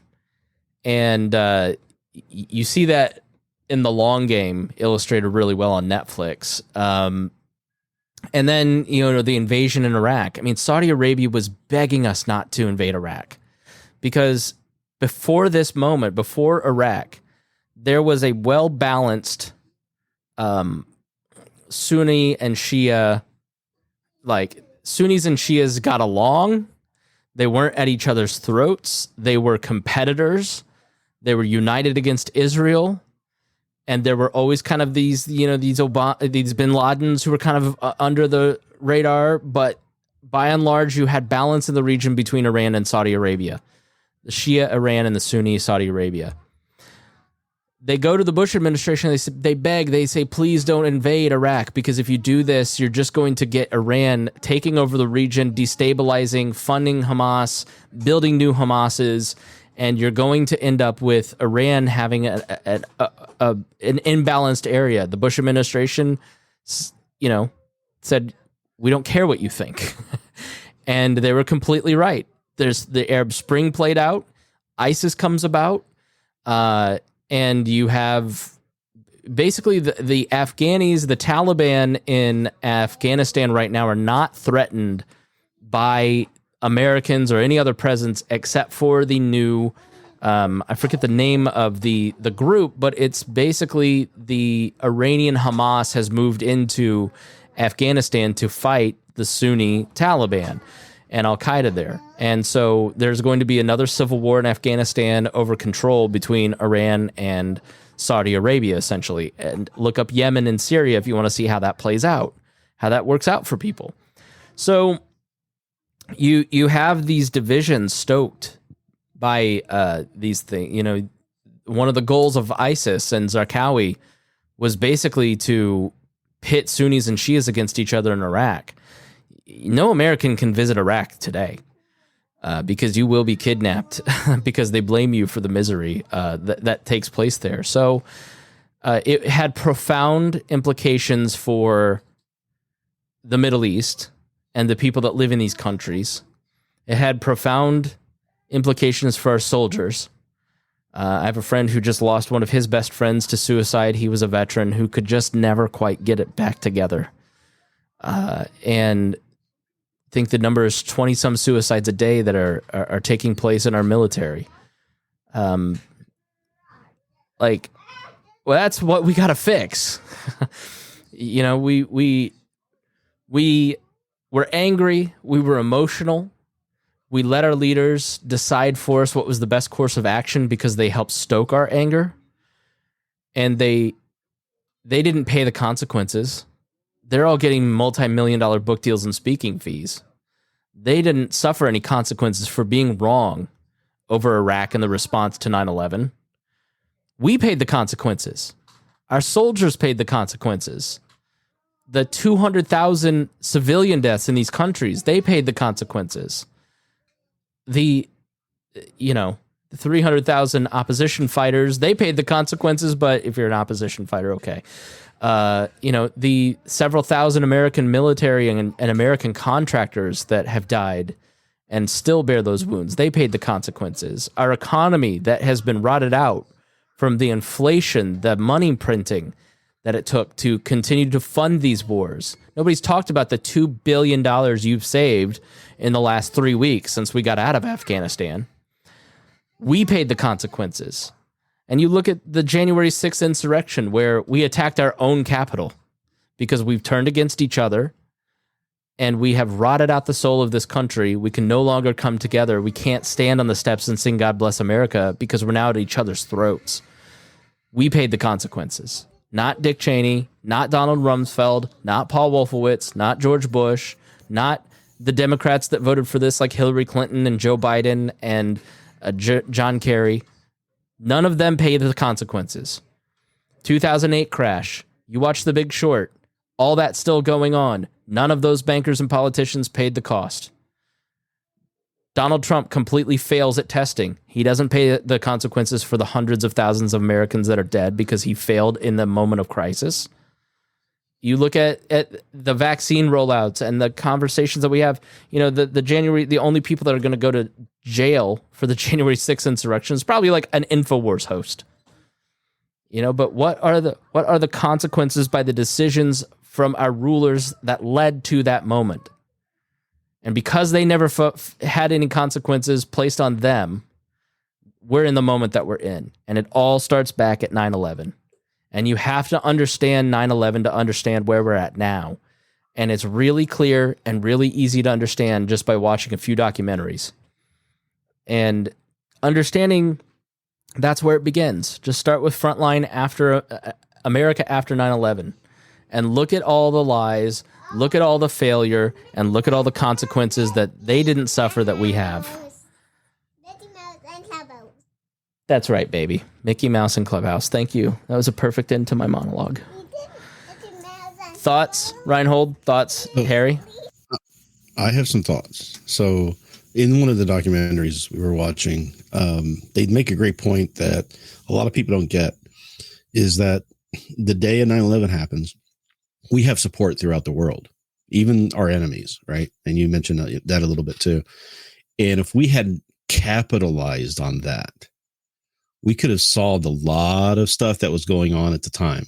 We could have got some peace deals done. Maybe we could have got some things happening, but instead we chose a different route. We weren't the better people that we should have been. We let ourselves become more base, more focused on revenge, on preventing this from happening again, instead of really identifying what the causes were or why somebody would think that this was something that they had to do. maybe it's because of our actions that we shouldn't have been taking to begin with. We decided, to go down that path. And that's where Osama bin Laden kind of guessed right. If we had acted properly, we could have had Osama bin Laden and he'd have been dead. His movement would have been dead within 2 months, right. After 9/11. But we didn't do that. Right. We instead, we enraged Europe. We got them against us. We started, France was really, really trying to get us to stop doing this stuff. And we ended up turning on them and calling them, enemies of the United States. And now we have freedom fries instead of French fries because we don't want to say French because French was horrible. And we, anybody who spoke out against it, there was a lot of people who are trying to stop this and get the war to not happen, but they were just, canceled, as it were. I mean, like what happened to the Dixie Chicks, things like that. So we went a different way. If we had gone the right way, and if we had been the better versions of ourselves that we often think we are, it would have been a little different. And I see the same thing with what's going on now with the virus. If we had all got out and got the vaccine and when it was available and we got it taken care of, we wouldn't be worrying about forced vaccinations and everything because we would have done the right thing to begin with. And we just don't do that as a people very well. And the only way we're going to advance as a society is start being the better people that we can be, and we idealize ourselves as being. Well, where do you think that mistrust comes from? It starts here. The distrust of your leadership, and people like Kamala Harris saying, "I don't trust Trump's vaccine." Like it's all meant to just keep us destabilized at this point. Right. And Jacob makes a great point that needs to be mentioned. Suicide deaths are 4 times greater than the deaths from combat. I think it was 2,000 in Afghanistan have died in combat, and somebody had the total death tolls on Twitter. I'll find it, but more than that of people that served than combat deaths. That this stuff needs to be understood. That there are 3,000 people died on 9/11. As many people have died from cancers related to the dig out from 9/11. Right. Because of inhaling the mercury, the asbestos, the concrete, the consequences in terms of death and quality of life for the people that went on to solve the mess that was created by our foreign policy is astounding. And instead of addressing these problems and instead of addressing these questions, we get fed fake patriotism and never forget and let's roll and don't question these things. I mean, I understand perfectly why people don't trust Joe Biden when he starts talking about vaccines, when he starts talking about, lockdowns, because we lived through 9/11. We've been lied to before. We've been lied to by George Bush in Iraq and Yellow Cake, and there were no weapons of mass destruction in Iraq. And we've lost friends from all of these things. And you understand the anger in the country when you really break it down and look at these things, Harry. Right. Yeah. Then the other thing is like it's also the mistrust of the overuse of the executive branch. People have watched Bush and Obama, and Trump. Ryan will get mad maybe if I don't mention Trump with it, is the overuse of executive orders and the power of the executive branch. The main reason, most people got upset with Biden's mandate is why didn't you just have Congress vote on it? If it's so important, so powerful, Congress could probably get this pounded out. 2 weeks? Get this done? Why you got to do the executive order? For the authorization of military force that only Barbara Lee voted against. Ron Paul even voted for the authorization of military force in Afghanistan, which tells you how the moment was. Voted against the one in Iraq. But we still have the legacy of Cheney wanting near dictatorial powers by the president to fight these wars. Well, how long do those wars, how long are they going to go? Exactly. And that's why everyone keeps going with this pandemic, because we saw these wars just continuing. It's so what is end game? What is your end game to all this? Because it took 20 years to the end game of this thing. What's the end game of trying to take control of every company over 100 people? What's the end game to that? And where does that go? When does that go away? Because I'm still taking my shoes off at the airport. Right. So people are right to be suspicious. Yeah, which I do recommend if you're looking for a new credit card, always get one that gives you a clear pass as part of the bonus program. Anyways, yes, those things are totally and like it took me a while to also like the frontline documentary that made me remind myself like memory hold where I had the idea and the belief system of the Constitution is how people that are born in the landmass known as America should treat humans being, period, no matter where you find them. Right. The Constitution should have no limits on it based on it because of Gitmo. It's that type of policy people in the U.S. should have is because, well, like if you get them outside of the system, then you don't have to treat them with the Constitution. Bull crap. No. If we meet someone, you have to treat them with Gitmo is just like, it just ruined the facade. And like none of these people will be who put that thing on there will never see trial. Yeah. What are inalienable rights, right? They're not ones that government gives you. They're apply to just us, no matter where you are, or who you were born. And we keep having to have that same argument with Republicans. People who are trying to cross into our borders deserve human rights. They deserve the same inalienable rights. The LP of Texas, great Twitter account. A remembrance of 9/11 is incomplete without a reflection on the lives lost after it. 15,262 U.S. military and contractors, 388,644 civilians, 222,719 allied forces, 933 opposition fighters, which is 920,000 dead. Those allied forces in Afghanistan and Iraq bore the brunt of a lot of the fighting, and you see the total collapse of these forces once we left. So, this is the legacy of 9/11. It is January 6th. It is the moment that we're in, and we continue to look to the president, to our leadership, to tell us what to do next. And if you want to end the legacy of 9/11, you have to stop doing that. Hey, did you guys, by the way, because they give you reasons every single day to know that they're wholly corrupt and not to be listened to. Members of Congress and their staff are exempt from Biden's vaccination mandate. Nancy Pelosi says, So here's the thing. We cannot require someone to be vaccinated. That's just not what we can do. It's a matter of privacy to know who is or who isn't. So you're basically like every business owner that you're mandating who doesn't want to get into the privacy invasions of your employees, but it's okay for you, but it's not okay for the guy that runs a 200-person business. How fucking hypocritical. Every major piece of controversial legislation that they pass, they exempt themselves from. Mm-hmm. So it's... What you don't need conspiracy theories. Just pay attention to the news. Listen to this show. You'll see they're wholly incompetent and corrupt and unable to rule over your lives and make decisions for you because they're just going to do it wrong and then blame you and then never pay you for the problems that they've caused you. They're going to make your dollar run okay. Yeah. But it's like the first time we've had a Democrat president just do what they want from the podium and do things. Democrats, man. Oh, well, okay. There's Republicans, but I'm just saying, like, No. It's the Democrats' fault. Blame the left. Just the left's fault. All right, that's fine. Sure. Let's just do that. That's fine. Remember how great it was under Trump? I remember how much money I made under Trump. That was awesome. But libtards like Rhinehold just want all of us to get forced vaccinations and die.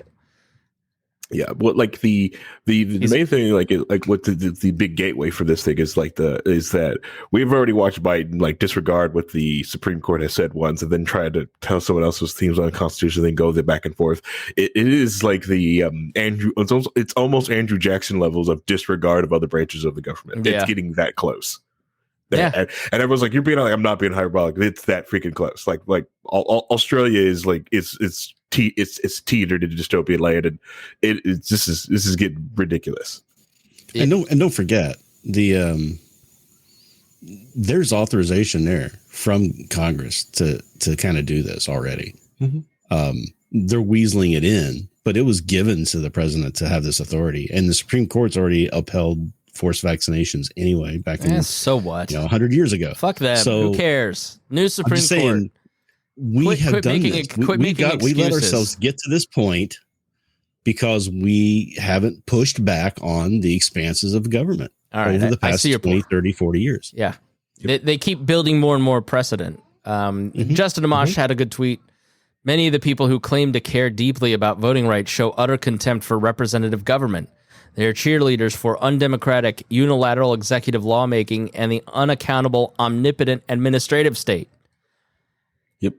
Now, the great thing about that tweet is you don't know which side he's talking about because it applies to both sides. And so let's start acting like it. Yep. All right. Yep. Go ahead, Harry. And then final thoughts. I was going to say, like, yeah, and that is like the main thing, like what people go about most of those laws is because they don't get to vote on them. They're just put down by some 3-letter agency. There's like, these are the rules. Nope, you don't get to vote on it. Nope, too bad, too sad. Eat pound sand. You're dealing with it. A big takeaway from like today is just like, like if you're like most people on this event, it's been 20 years. It's let people also grieve the way that they want to grieve. If we're not really hurting anybody, let people grieve today. Be careful with hot takes. Don't read my wall. Don't read my wall. That's first tweet and post of the morning. Yeah, people it was hold on, it's loading. Oh no. As I tell people, like, hey, watch the hot takes. It was. Hot takes. I would like to extend my best wishes to all, even the haters and losers, on this special date, September 11th. It's just. Hey, I'll give him credit. He was the funniest president. Didn't he delete that tweet too? He did, yeah. Later. The haters and the losers. And there's a great documentary too that just on the emotional aspect of 9/11 is The Falling Man. I don't know if you've ever seen it or not, but no. I'll watch it though. And then there's one where these I forget what it's on, but I think it's just called 9/11. I will find your apple juice in just one moment, my love. It was 9/11. It's these two French filmmakers were embedded with the New York Fire Department, and they're in August. We're like, we need to just stop doing this because there's nothing exciting. They haven't even been on a run with this guy, and then they have unbelievable footage of that day and what it was like to be a firefighter. 344 firefighters, I believe, died that day, and in the 20 years since 9/11, 247 have died in the line of duty. Which tells you how devastating it was to the FDNY. I am not the type of libertarian that enjoys crapping on police and firefighters and soldiers. I just want to say thank you to everybody that has borne the cost of 9/11 and its aftermath. We appreciate you. You're not forgotten. We honor your sacrifice and want to hold accountable those who have caused your suffering. And it is not an attack on you that we want to do that. Libertarians are trying to prevent more 9/11s, more deaths from soldiers, more deaths from firefighters, and just want to say thank you if you are one of the if you are one of those. I don't know if there's like a 9/11 FDNY guy, but I will say that I know that there are soldiers listening to this that fought in these wars, and we just want to say thank you and our sincerest apologies that you had to do that, because if libertarians, if I, Rhinehold, Harry had been in charge, I hope we would have made a different decision, but we just want to say thank you. All right, well, final thoughts, boys? So are we gonna, I don't know, do this again a little bit further into what happened after 9/11, or are we gonna I think we should try to let this go, or no, we gotta, I think we keep going down this topic, but I have basically my own little hijacker here. Your apple juice is not over there? Oh no, what are we gonna do? Oh, I know, I'll get you apple juice in just 1 minute. Okay, I need to say goodbye to my. It's in the bathroom? Better make sure it's apple juice then. All right. Oh, Joshua Sexton, thank you. Hold on. You two talk for just a second. I have to open my birthday present from Joshua. I'm so glad he reminded me. So, Rhinehold, final thoughts. Final thoughts are, I wish we had learned the proper lessons from 9/11. I wish we had acted and been the idea that we think we are in this country. And I think it would have been a whole different last 20 years if we had done that. I think we had an opportunity. We squandered it. We lost any kind of moral ground that we had and should have had. And it's going to take a long time to even try to rebuild any of that, even if somebody wants to. And it doesn't look to me like anybody does right now. Nah, fear and division. And that's the unfortunate part. Fear and division are such good tools. Mm-hmm. Okay, so here's the background. My birthday was September 9th. I just turned 38. And every year, Joshua Sexton sends me a present. He's the only listener that I like because he's the only one that does this. One year, he sent me hilarious coasters. Oh, you found your apple juice? Oh, good. Can you take a drink? Stay hydrated. And one year, he sent me beautiful glasses with the logo etched in. Last year, he got me this beautiful painting as Dear Leader. He made me a lord of Sealand. So now I am, you're supposed to call me Lord? It is a box. Okay. Uh-huh. Are you gonna help me open the present? Well, let's see what it is, okay? So, dear leader, my house will be celebrating the birth of the leader with the traditional celebration. Happy birthday, your friend Joshua Sexton. The package is addressed to Oh Me So Holy, to Chris, dear leader. All right, here, hold this.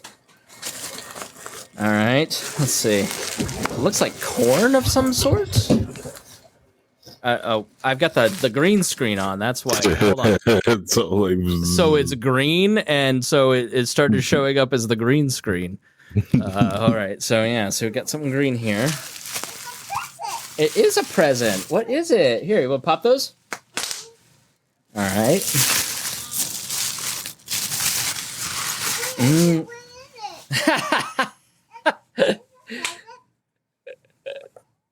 It is a votive candle with Saint Dennis on it here. Patron saint of This Is Rhinehold. It smells like patchouli because he's in here. That's awesome. That's amazing to me. That made my day right there. Yeah. I really appreciate it. Oh my! This is the patron saint of creepertarians, Saint Trisha. Oh. Smells lovely. Okay, what do we got here? What was Trisha saying? Let's see here. Awesome. That's what it was. Distracted on the bubble wrap. I don't think Midol has a scent. Okay. Let's see who's this. Patron saint of Chris's happiness. It is Saint Reagan. And let me just. It is Saint Reagan and my associate producer here. Very cute. Okay.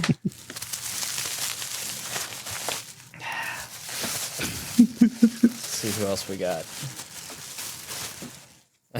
Saint Harry, patron saint of waifus.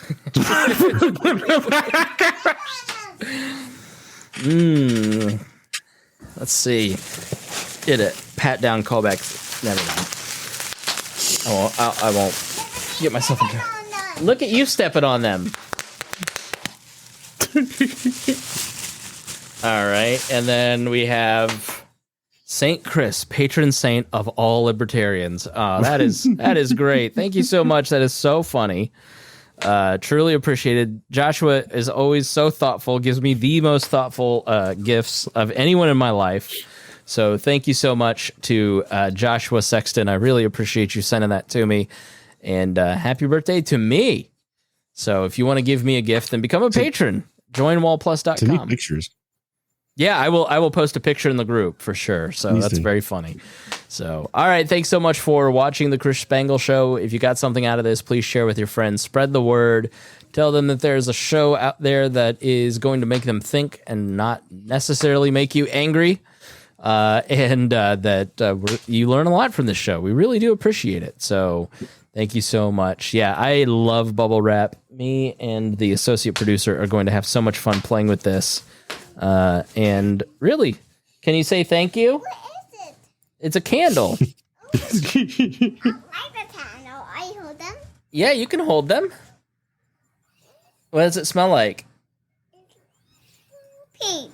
Paint? All right. Thanks so much for listening to this episode of The Chris Spangle Show. We'll see you again next week.